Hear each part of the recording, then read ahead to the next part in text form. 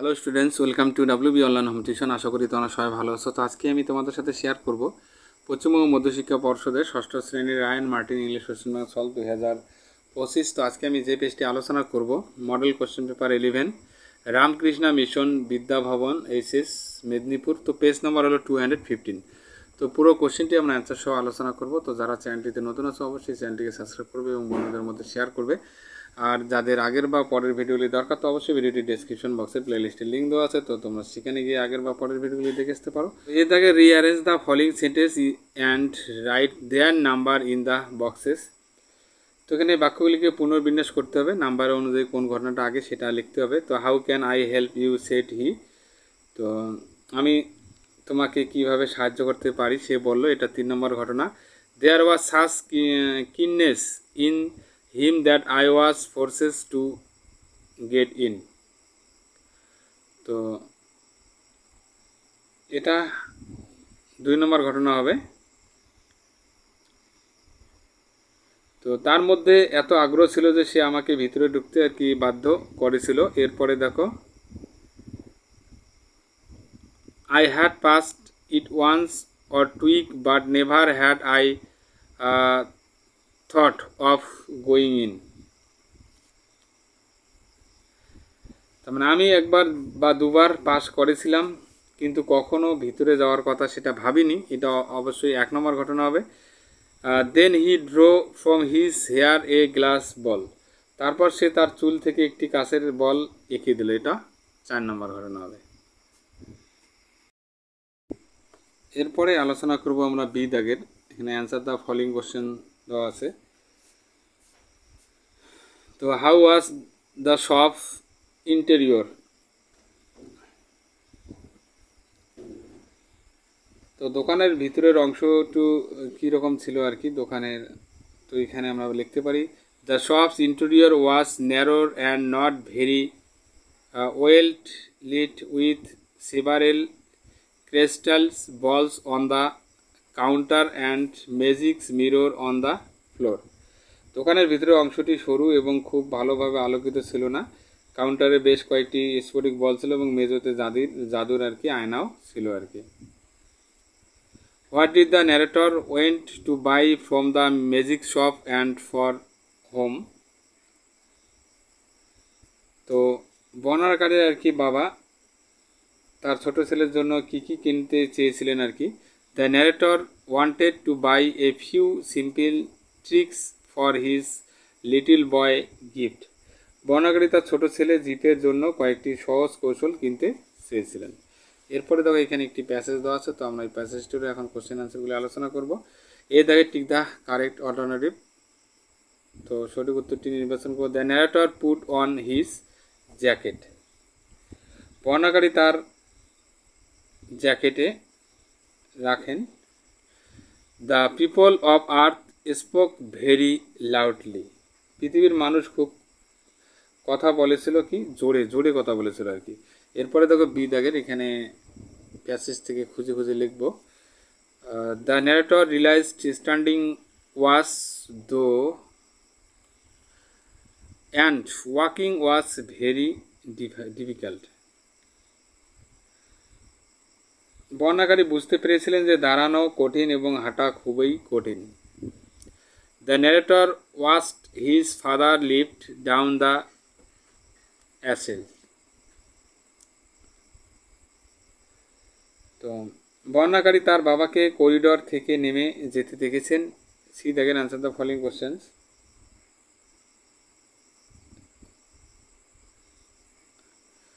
Who were waiting for the narrator's father. মানে লেখকের বাবা কার জন্য আর কি অপেক্ষা করেছিলেন। The press and TV war waiting for the narrator's father. বর্ণনাকারী বা প্রেস, এখানে তারা প্রেস টিভির আর কি, প্রেস এবং টিভি বর্ণনাকারীর বাবার জন্য অপেক্ষা করেছিলেন। What did the narrator see when he reached the exit point. The narrator saw a crowd of reporters and cameraman surrounding his father. মানে বর্ণনাকারী তার বাবার চারপাশে সাংবাদিক এবং ক্যামেরাম্যানদের ভিড় দেখতে পেলেন। এরপরে দেখো এখানে একটি প্যাসেজ দেওয়া আনসিন দেওয়া আছে, আনসিন প্যাসেজ। তো আমরা প্যাসেজটি একটু বাংলা মানে সব পড়বো, তারপরে কোশ্চেন আনসার। ওকে।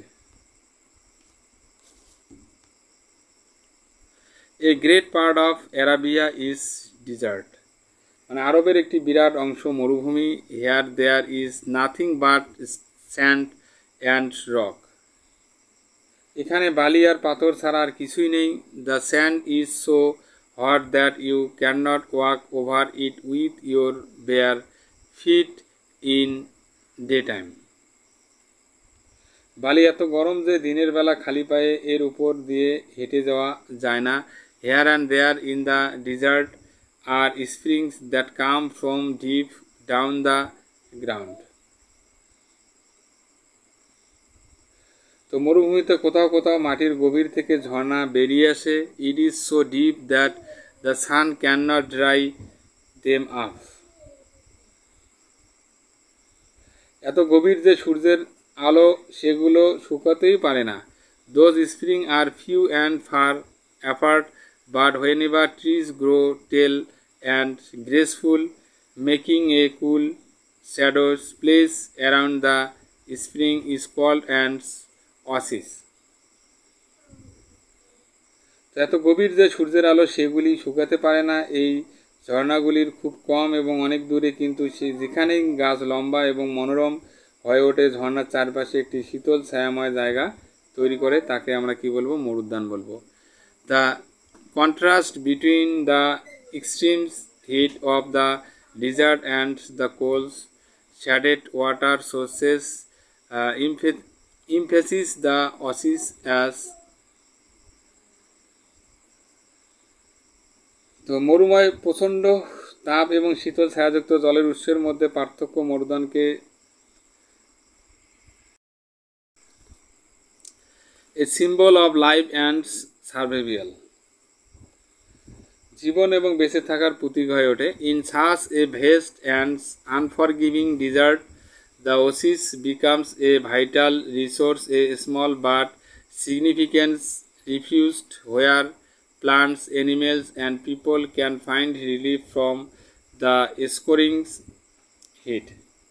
এত বিশাল এবং ক্ষমাহীন মরুভূমিতে মরুদ্যানটি একটি গুরুত্বপূর্ণ সম্পদ হয়ে ওঠে, একটি ছোট কিন্তু গুরুত্বপূর্ণ আশ্রয়স্থল যেখানে গাছপালা, প্রাণী এবং মানুষ প্রচণ্ড তাপ থেকে মুক্তি পেতে পারে। তো এরপরে আমরা আলোচনা করব এই দাগের যে কোশ্চেন আনসারগুলি এখানে দেওয়া আছে, তো তার উত্তর আলোচনা করব।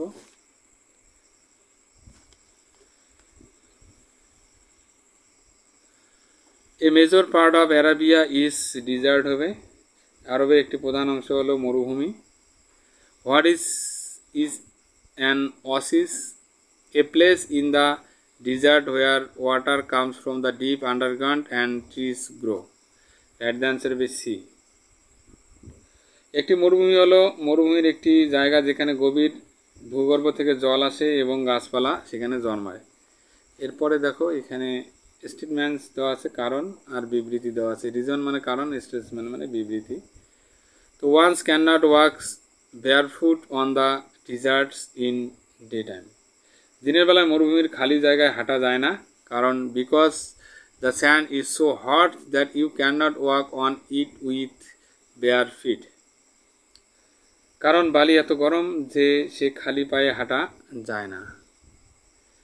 The sun can not dry up the springs in the desert, সূর্য মরুভূমির ঝর্ণা শুকাতে পারে না, কারণ the springs come from deep down in the ground, ঝর্ণা মাটির গভীর থেকে আসে এই কারণে। এরপরে দেখো ট্রু ফলস লিখবো, টিএফ বসাবো, তার সাথে সাবজেক্ট স্টেটমেন্ট। তো oasis is the symbols of infertility in a desert, মরুভূমি বন্ধ্যত্বের প্রতীক হলো মরুদ্যান, এটা অবশ্য ফলস হবে। The contrast between the extremes heat of the desert and the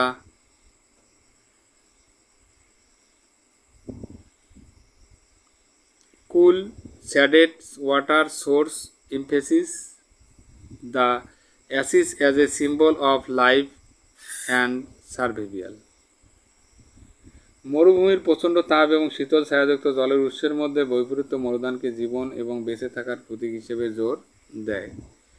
number 2, animals can take rest in the oasis. প্রাণীরা মরুদ্যানে বিশ্রাম নিতে পারে, এটা অবশ্য ট্রু হবে। তো in such a vast and unforgiving deserts the oasis becomes a vital resource, a small but significant refuge where plants, animals and people can find relief from the scorching heat. মানে এত বিশাল এবং ক্ষমাহীন মরুভূমিতে মরুদ্যান একটি গুরুত্বপূর্ণ সম্পদ হয়ে ওঠে, একটি ছোট কিন্তু গুরুত্বপূর্ণ আশ্রয়স্থল যেখানে গাছপালা, প্রাণী, মানুষের প্রচণ্ড তাপ থেকে মুক্তি পেতে পারে। এরপরে গ্রামার অ্যান্ড ভোকাবুলারি কোশ্চেনগুলি আলোচনা করব। তো প্রথমে turn the following sentence into the simple past tense করবো এটাকে। তো he finds fault with his brother, তো he found fault with his brothers, found হবে, তো এসটা উঠে যাবে। এবার সামওয়ান স্টিলস মাই বুক, তো সামওয়ান স্টল মাই বুক। বি দাগের fill in the blanks with suitable positives adjective লিখবো আমরা এখানে। A bird eats with its beak. I have lost my pen. C দাগের মিনিংফুল ওয়ার্ডস এখানে উলটপাট করে দেওয়া আছে, তো এগুলো আমরা এটা পেন্টিং হবে, এটা টাইগার হবে।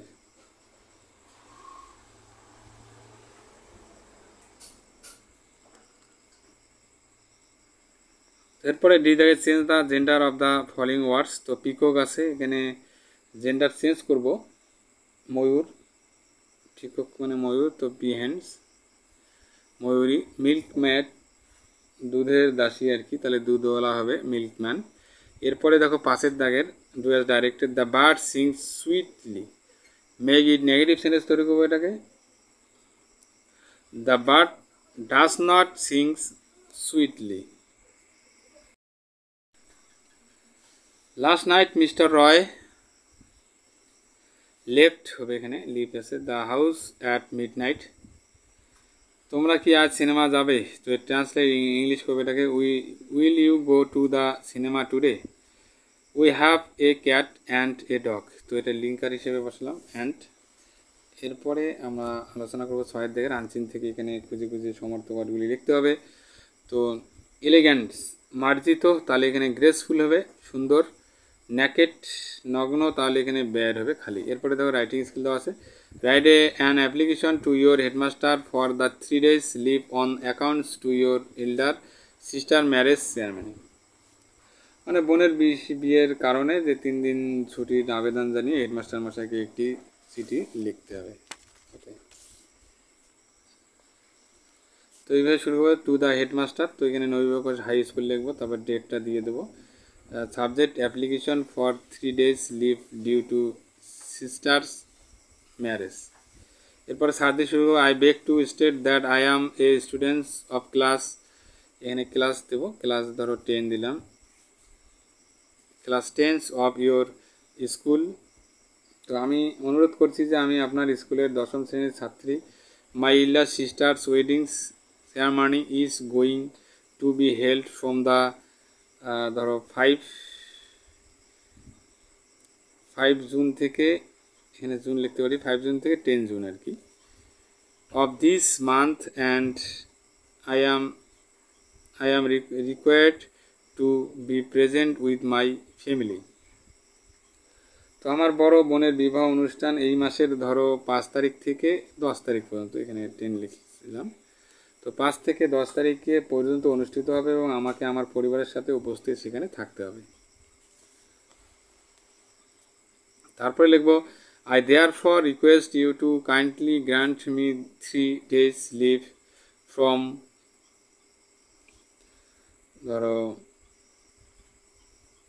3 days বলছে, তো এখানে 5 to 8 তাহলে হবে, এখানে 8 দাও, 8 days, তাহলে এখানে 5 to 8 for the set occasion I shall be graceful for your kind consideration. তো তো তাই আমি আপনাকে অনুরোধ করছি যে দয়া করে আমাকে এত তারিখ থেকে এত তারিখ পর্যন্ত আর কি 3 দিনের এই ছুটি মঞ্জুর করুন, এবং আপনার সদয় বিবেচনার জন্য আমি কৃতজ্ঞতা থাকবো আর কি। তো ইয়োর্স ফেথফুলি লিখবো এখানে, আপনার বিশ্বাস্ত, তারপরে নাম দেবো এখানে, তারপরে ক্লাস দেবো, রোল, সেকশন এগুলো দিয়ে দেবো। ওকে, তো বন্ধুরা ভিডিওটি কেমন লাগলো অবশ্যই কমেন্ট করে কমেন্ট বক্সে জানাবে, এবং নতুন হয়ে থাকলে অবশ্যই চ্যানেলটিকে সাবস্ক্রাইব করবে। Please subscribe my channel. আমার ভিডিও দেখার জন্য তোমাদের সবাইকে অসংখ্য ধন্যবাদ।